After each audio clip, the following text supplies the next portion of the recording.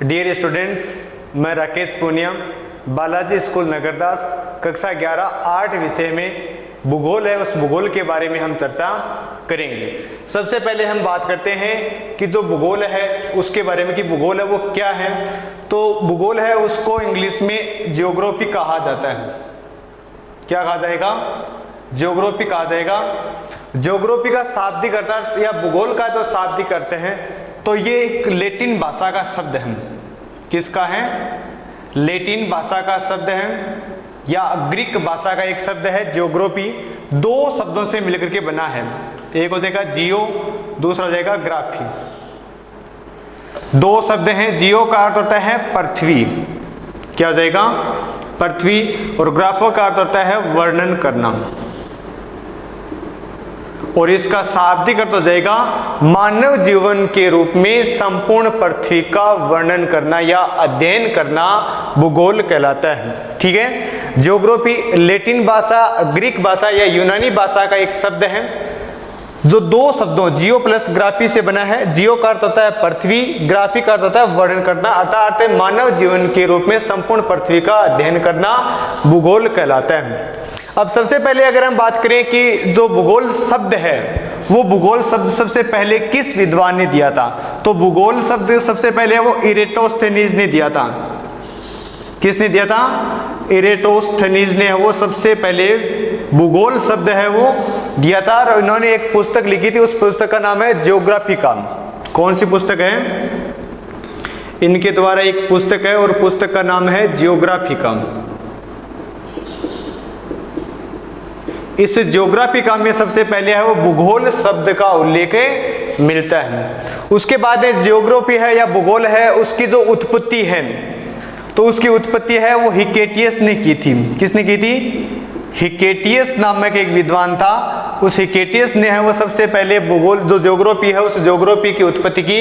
इसीलिए है हिकेटियस को भूगोल का पिता कहा जाता है। ध्यान रखना कि भूगोल शब्द की सबसे पहले परिभाषा वो इरेटोस्थेनीज ने दी थी। तो ये हो जाएगा हिकेटियस। और दोनों ही जो विद्वान है हिकेटियस और इरेटोस्थेनीज, दोनों ही विद्वान ग्रीक यानी यूनान के थे। उसके बाद में अगर हम बात करें तो इरेटोस्थेनीज की पुस्तक जियोग्राफिका और हिकेटियस की एक पुस्तक है जस पीरियड्स। कौन सी जाएगी? जस पीरियड्स नामक एक पुस्तक है वो हिकेटियस ने लिखी थी, जो पूर्ण रूप से भूगोल से संबंधित थी। और इरेटोस्थेनीज ने वो जियोग्राफिका नामक पुस्तकें लिखी थी। उसके बाद में अगर हम बात करें उसकी जो भूगोल है उसको जानने के लिए हमें किसकी आवश्यकता होती है, तो सर्वाधिक जो हमें आवश्यकता होती है वो होती है एक तो अक्षांश और दूसरा होता है देशांतर। अक्षांश और देशांतर, इनके बारे में हमें जानना है। अक्षांश की परिभाषा और देशांतर की। अक्षांश की परिभाषा क्या होती है, तो यानी वे काल्पनिक रेखाएं जो ग्लोब पर पश्चिम से पूर्व एक सीधी रेखा में खींची जाती हैं उन्हें अक्षांश रेखाएं कहा जाता है। जैसे कि मान लो कि ये हमारा क्या हो जाएगा, एक ग्लोब हो जाएगा। तो इस पर जो काल्पनिक रेखाएं हैं इसकी अगर हम बात करें तो इस प्रकार की जितनी भी जो रेखाएं हैं जो पश्चिम से पूर्व की तरफ खींची जाती हैं उन्हें क्या कहा जाता है? उन्हें कहा जाता है अक्षांश रेखाएं कहा जाता है। ठीक उसी प्रकार से देशांतर रेखाएं वे काल्पनिक रेखाएं जो ग्लोब पर उत्तर से दक्षिण एक सीधी रेखा में खींची जाती हैं उन्हें क्या कहा जाता है? उन्हें देशांतर रेखाएं कहा जाता है। तो ये हमारी हो जाएगी देशांतर रेखाएं। अक्षांश और देशांतर रेखाएं, ये जो भाग है जिसमें अक्षांश और देशांतर होते हैं उसे कहा जाता है भूजाल। क्या कहा जाता है? भूजाल कहा जाता है, जिसमें अक्षांश और देशांतर काल्पनिक रेखाओं का एक जाल पाया जाता है। अब उसी के अंतर्गत अगर हम बात करें तो सबसे पहले हम बात करते हैं अक्षांश रेखाओं की। ठीक है। अक्षांश रेखाओं की अगर हम बात करें तो अक्षांश रेखाओं के अंतर्गत हमारी जो प्रमुख अक्षांश रेखाएं हैं, ये पृथ्वी मान लो, इसके 0 डिग्री जो भाग है या बराबर का जो मध्य का भाग है वहां से एक रेखा गुजरती है, उसको कहा जाता है भूमध्य रेखा। कौन सी रेखा कहा जाता है? भूमध्य रेखा। भू यानी पृथ्वी मध्य यानी बीच में, अर्थात पृथ्वी के जो बीच की रेखा है उसे कहा जाता है भूमध्य रेखा। इसके उत्तर का भाग उत्तरी गोलार्ध और इसके दक्षिण का भाग दक्षिणी गोलार्ध कहलाता है। उसके बाद में एक प्रमुख जो अक्षांश रेखा है वो आ जाएगी 23.5 डिग्री उत्तरी अक्षांश रेखाएं, जिसे कहा जाता है कर्क रेखा। और इसी प्रकार से एक रेखा हो जाएगी 23.5 डिग्री दक्षिणी अक्षांश रेखा, जिसे कहा जाता है मकर रेखा। ये तो हो गई हमारे तीन प्रमुख रेखाएं, भूमध्य रेखा, कर्क रेखा और मकर रेखा, तीन प्रमुख रेखाएं। अब बात आती है कि ये जो रेखाएं हैं तो यहाँ 0 से लेकर के 90 डिग्री यहाँ तक और 0 से 90 डिग्री यहाँ तक, प्रत्येक 1 डिग्री के बाद एक रेखाएं खींच जाते हैं, यानी 1 डिग्री का हम कोण लेते हैं और एक रेखा खींच देते हैं, फिर 1 डिग्री का कोण और एक रेखा खींच देते हैं। इस प्रकार से ये यहाँ पर आएगी तो यहाँ पर इनकी संख्या हो जाएगी 90, और ये यहाँ पर आएगी तो और यहाँ पर भी इनकी संख्या कितनी हो जाएगी 90 डिग्री हो जाएगी। तो हम कुल अक्षांश रेखाओं की अगर हम बात करें तो हमारे कुल जो अक्षांश रेखा है वो कितनी हो जाएगी, यानी भूमध्य रेखा सहित भूमध्य रेखा प्लस अक्षांश रेखाएं, यह जिन्हें कहा जाता है कुल अक्षांश रेखाएं। तो कुल अक्षांश रेखाओं की जो संख्याएं हैं वो संख्या हो जाएगी 181, अर्थात 181 है वो अक्षांश रेखाएं हैं। दूसरी प्रकार से अगर हम बात करें तो अक्षांश रेखाओं की संख्या कितनी है, तो उसके अंतर्गत हमें ध्यान रखना है कि 179 जो अक्षांश रेखाएं हैं वो हमारी हो जाएंगी। इसके अंतर्गत हम कौन सी रेखा नहीं लेंगे, इसके अंतर्गत एक तो हमारी जो भूमध्य रेखा है वो नहीं लेंगे, दूसरी 90 डिग्री उत्तरी और 90 डिग्री दक्षिणी लेंगे। क्यों नहीं, कि मान लो कि ये एक पॉइंट है और एक ये पॉइंट है, इन दोनों को मिलाने वाली एक रेखा है, ये तो क्या कहलाएगी, रेखा कहलाएगी। अब हम देखते हैं कि तो 90 डिग्री है वो इस प्रकार का एक वृत्त है, केवल क्या है, वृत्त है। तो इस प्रकार का जो भाग है तो वो रेखा तो नहीं है, इसलिए 90 डिग्री उत्तरी और 90 डिग्री दक्षिण दोनों है वो क्या है, रेखाएं नहीं है। तो कुल अक्षांश रेखाओं की संख्या 181 और जो अक्षांश रेखाएं हैं वो उनकी संख्या 179 हो जाएगी। तो ये हमारा हो जाएगा अक्षांश। उसके बाद में हम बात करते हैं को जो अक्षांश रेखाओं के मध्य की जो दूरी होती है वो दूरी कितनी होती है। तो इस प्रकार की जो अक्षांश रेखाएं हैं इनके मध्य की जो दूरी है, तो दो अक्षांशों के मध्य की जो दूरी है वो 111 किलोमीटर होती है। कितनी दूरी हो जाएगी, दो अक्षांश रेखाओं के मध्य 111 किलोमीटर की दूरी होती है। और जो अक्षांशों के जो रेखाओं का जो बीच का भाग है, इस बीच के भाग को कहा जाता है कटिबंध। क्या कहा जाता है, कटिबंध कहा जाता है। दो अक्षांश रेखाओं के मध्य का जो भाग है उस मध्य के भाग को कटिबंध के नाम से जाना जाता है। जैसे कि हम यहाँ पर बात करते हैं, फिर एक यहाँ पर और खींच जाते हैं, ये हो जाएगी 66.5 डिग्री उत्तरी अक्षांश रेखा, और एक यहाँ पर हो जाएगी 66.5 डिग्री दक्षिणी अक्षांश रेखाएं। फिर 66.5 से 90 डिग्री उत्तरी अक्षांश रेखा, इसे कहा जाता है उत्तरी ध्रुव। क्या हो जाएगा, उत्तरी ध्रुव हो जाएगा। इसी उत्तरी ध्रुव को कहा जाता है आर्कटिक प्रदेश। कौन सा प्रदेश कहा जाता है, आर्कटिक प्रदेश कहा जाता है। उसी प्रकार से 90 डिग्री जो दक्षिणी भाग है इसे कहा जाता है दक्षिणी ध्रुव, और ये जो दक्षिणी ध्रुव है इसे कहा जाता है अंटार्कटिक प्रदेश। कौन सा प्रदेश हो जाएगा, ये हो जाएगा अंटार्कटिक प्रदेश। अब अगर हम बात करें कि हमारा जो 23.5 डिग्री उत्तरी अक्षांश से लेकर के 23.5 डिग्री जो दक्षिणी अक्षांश, ये जो भाग है कितना हो जाएगा, 23.5 डिग्री उत्तरी अक्षांश से लेकर के 23.5 डिग्री दक्षिणी अक्षांश के मध्य का जो भाग है, इस मध्य के भाग को कहा जाता है उष्णकटिबंध। कौन सा भाग कहा जाता है, उष्णकटिबंध। यानी 23.5 डिग्री, या हमें समझ 0 डिग्री से 23.5 डिग्री उत्तरी अक्षांश और 0 से 23.5 डिग्री दक्षिणी अक्षांश के मध्य का जो भाग है उसे उष्णकटिबंध कहा जाता है, जहां पर सूर्य की किरणें वर्ष भर लंबवत चमकती है या पड़ती है।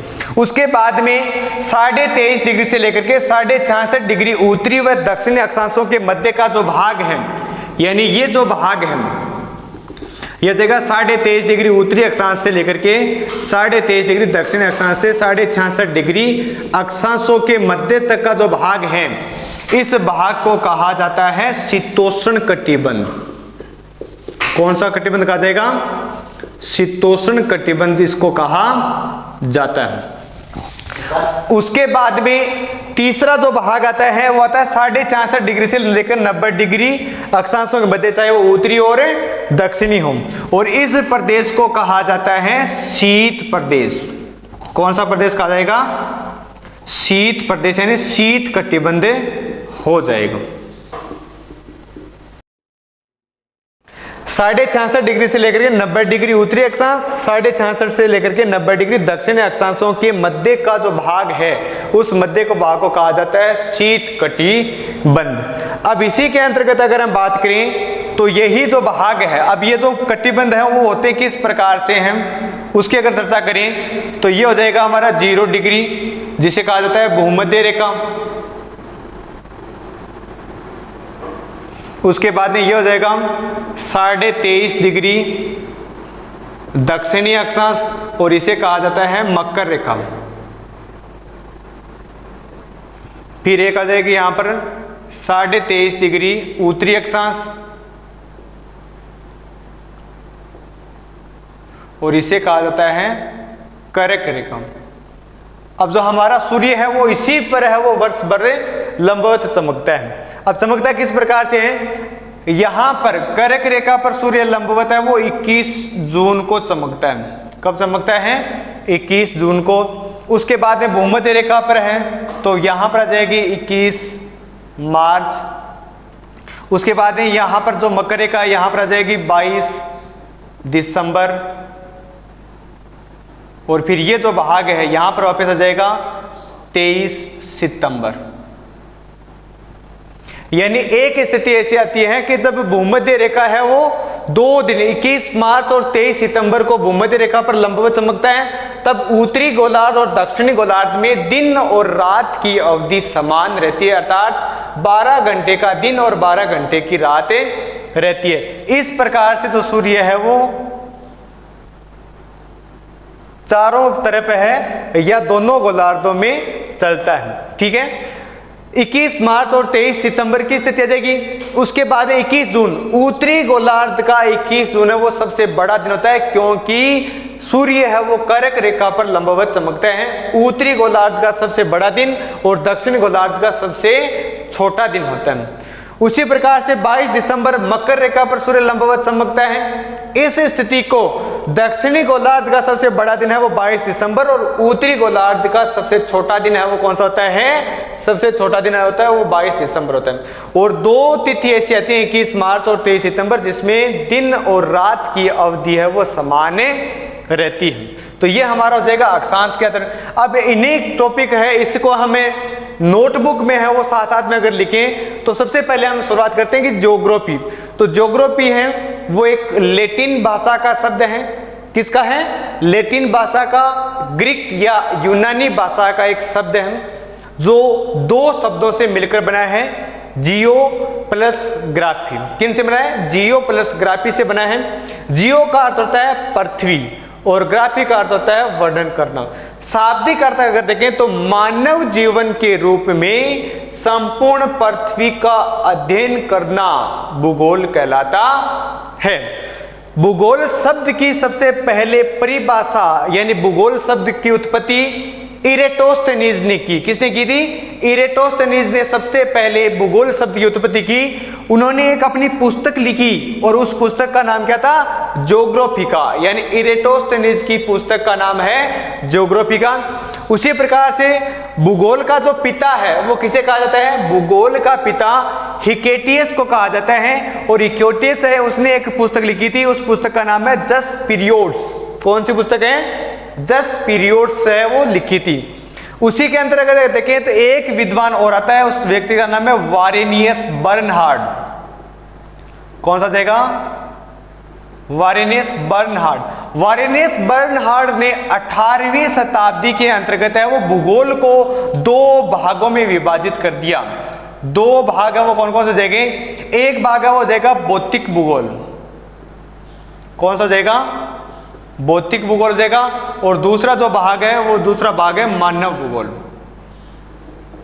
तो वारेनियस बर्नहार्ड ने भूगोल को दो भागों में बांटा, भौतिक भूगोल और मानव भूगोल। भौतिक भूगोल में जल, स्थलमंडल, जैवमंडल और वायुमंडल का अध्ययन किया जाता है, और मानव भूगोल में मानवीय क्रियाकलापों का अध्ययन किया जाता है। फिर ये जो मानव भूगोल है, इस मानव भूगोल को भी है वो दो शाखाओं में विभाजित किया गया था।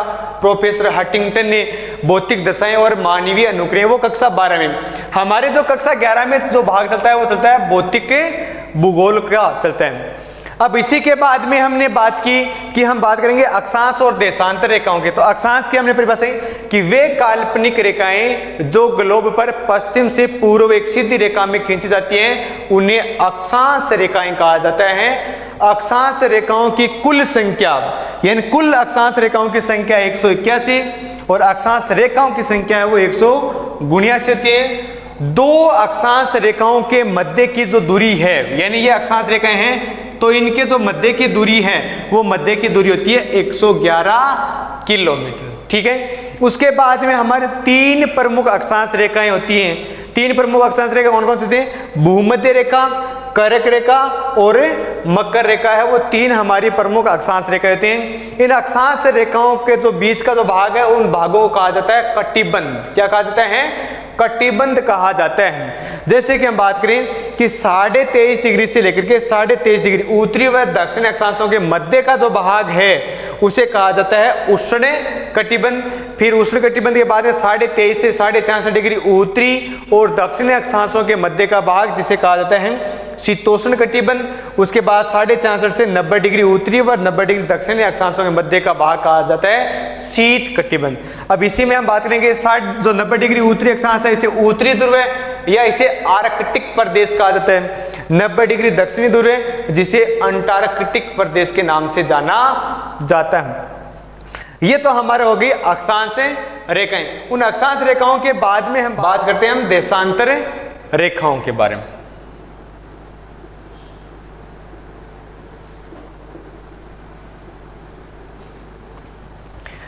यानी ये हमारा जो पृथ्वी का जो भाग है वो ये भाग हो जाएगा। तो इसमें हमने अक्षांश पश्चिम से पूर्व की तरफ और जो देशांतर रेखाएं हैं वो इस प्रकार से हो जाएगी।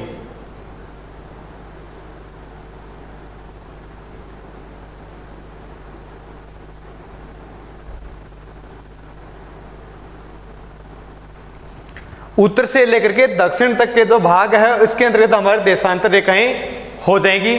और देशांतर रेखाएं यानी वे काल्पनिक रेखाएं जो ग्लोब पर उत्तर से दक्षिण एक सीधी रेखाओं में खींची जाती हैं, उन्हें क्या कहा जाता है? उन्हें देशांतर रेखाएं कहा जाता है। और कुल देशांतर रेखाएं उनकी संख्या की अगर हम बात करें तो कुल देशांतर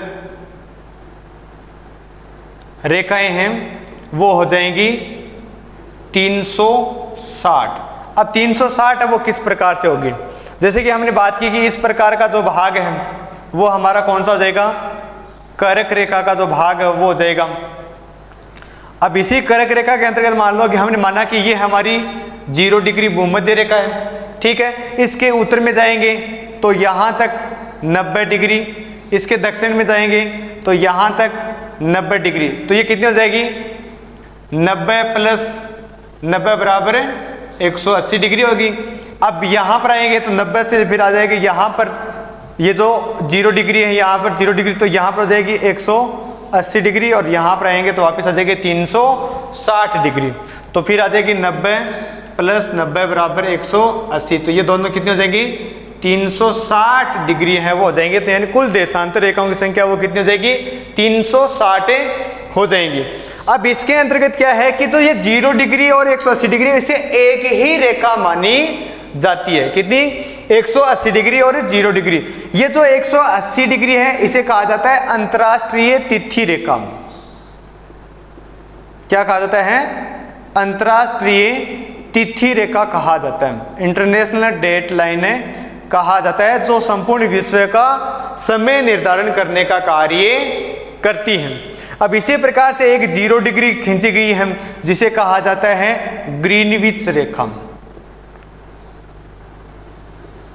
इस ग्रीनविच रेखा के माध्यम से है वो जो समय है उस समय को निर्धारित करने का कार्य किया जाता है। यानी ये मान लो कि 0 डिग्री, इसके इधर आएगा तो प्लस में और इधर जाएगा तो माइनस में समय होगा। ये जो ग्रीनविच रेखा है वो ब्रिटेन का जो लंदन शहर है उसके ग्रीनविच नामक नगर से है वो उत्तर से दक्षिण में खींची गई है। और जहां पर यानी एक ऐसा स्थान आता है जहां पर दोनों जो रेखाएं हैं, ये हो जाएगी भूमध्य रेखा और ये हो जाएगी ग्रीनविच रेखा, ये दोनों जो हैं वो अटलांटिक जो महासागर है, इस अटलांटिक महासागर में एक दूसरे को आपस में काटती हैं। कहां पर काटती हैं? अटलांटिक महासागर में। जो अफ्रीका महाद्वीप है, अफ्रीका महाद्वीप का उत्तरी पश्चिमी जो तटीय भाग है, तटवर्ती भाग, वहां पर अटलांटिक महासागर में दोनों रेखाएं एक दूसरे को समकोण पर काटने का कार्य करती हैं। तो ये तो हमारे जो देशांतर रेखाएं। अब उसके बाद में ग्रीनविच रेखा जो कि विश्व का समय निर्धारण करता है, उसी प्रकार से एक रेखा ऐसी है जो भारत में भी समय निर्धारण का कार्य करती है, और भारत में वो रेखा हो जाएगी 82.5 डिग्री पूर्वी देशांतर। कौन सी जाएगी? 82.5 डिग्री पूर्वी देशांतर हो जाएगी, जो उत्तर प्रदेश के इलाहाबाद बाद के मिर्जापुर से होकर के गुजरती है। अब ये ध्यान रखना कि पहले हमारे जब ये लाइन खींची गई थी उस समय इलाहाबाद के अंतर्गत ही मिर्जापुर था। वर्तमान में उत्तर प्रदेश में मिर्जापुर है वो एक अलग जिला बन गया। तो हम डायरेक्ट इस प्रकार से भी लिख सकते हैं कि यह उत्तर प्रदेश के मिर्जापुर से होकर के गुजरती है, न कि इस प्रकार से लिखें कि उत्तर प्रदेश के इलाहाबाद के मिर्जापुर। ये इलाहाबाद अलग हो गया और मिर्जापुर है वो अलग हो गया। तो मिर्जापुर से है वो 82.5 डिग्री पूर्वी देशांतर रेखा गुजरती है और भारत का मानक समय रेखा का निर्धारण करने का कार्य करती है। अब उसी प्रकार से हम बात करें तो दो देशांतर रेखाओं के मध्य की जो दूरी होती है, ठीक है, इन दो देशांतर रेखाओं के मध्य की दूरी है वो मध्य की दूरी होती है 111.32 किलोमीटर। देशांतर रेखाओं के मध्य की दूरी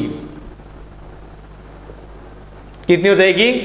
111.32 किलोमीटर। ध्यान रखना, अक्षांश रेखाओं, जो अक्षांश रेखाएं हैं उन अक्षांश रेखाओं की दूरी 111 किलोमीटर होती है और देशांतर रेखाओं की दूरी 111.32 किलोमीटर होती है। अक्षांश रेखाएं उनके मध्य का जो भाग है उसे कटिबंध कहा जाता है और देशांतर रेखाओं के जो मध्य का जो भाग है इसे गोर कहा जाता है। क्या कहा जाता है? गोर कहा जाता है। ये आपको ध्यान रखना है। तो ये हमारा हो जाएगा अक्षांश रेखाएं और देशांतर रेखाएं। इसके अंतर्गत हमने बात की कि हमारी जो प्रमुख जो पृथ्वी की जो अक्षांश रेखाएं हैं और जो देशांतर रेखाएं हैं और कितनी हैं उसके बारे में। अब इसी के अंतर्गत अगर हम बात करें कि विश्व के अंतर्गत जो संदर्भ में है तो जो ग्रीनविच रेखा है उस ग्रीनविच रेखा का निर्धारण है वो 1882 ईस्वी के अंतर्गत किया गया कि विश्व का जो संपूर्ण जो भाग है उस भाग को अलग अलग समय जोनों में विभाजित किया जाता है। अब जैसे ही हम क्या करते हैं कि पूर्व से पश्चिम की तरफ जाते हैं तो समय में वृद्धि होती है। अक्षांश रेखाओं का अगर हम पार करके जाते हैं तो समय में क्या हो जाती है? वृद्धि होती जाती है। और वृद्धि किस प्रकार से होती है? जैसे कि हम मानते हैं कि एक जो डिग्री है उस एक डिग्री में 4 मिनट का समय लगता है। कितना होता है? 4 मिनट का समय लगता है। अगर इसी प्रकार से अगर हम बात करें तो 15 जो डिग्री है तो 15 डिग्री में समय 60 मिनट का लगेगा। उसके साथ साथ में 30 डिग्री है, उस 30 डिग्री के अंदर रहता है वो समय 120 मिनट का लगेगा। इसी प्रकार से यानी भारत का जो देशांतरीय विस्तार है, देशांतरीय विस्तार भारत का कितना है? लगभग है वो 30 डिग्री है। पूरा 30 डिग्री नहीं है, इन लगभग 30 डिग्री है।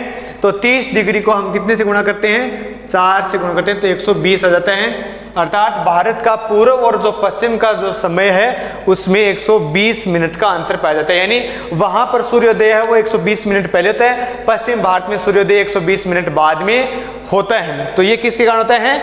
ये पृथ्वी का जो अक्षांश है ये इन जो डिग्री है इन डिग्रियों के माध्यम से होता है। अब हमें यही नहीं प्रकार का जो नोट्स है वो नोट्स इस प्रकार से लिख सकते हैं। तो जो भूगोल है उसके शाखाओं की अगर बात की अक्षांश रेखाएं, फिर हमारी हेडिंग हो जाएगी देशांतर रेखाएं।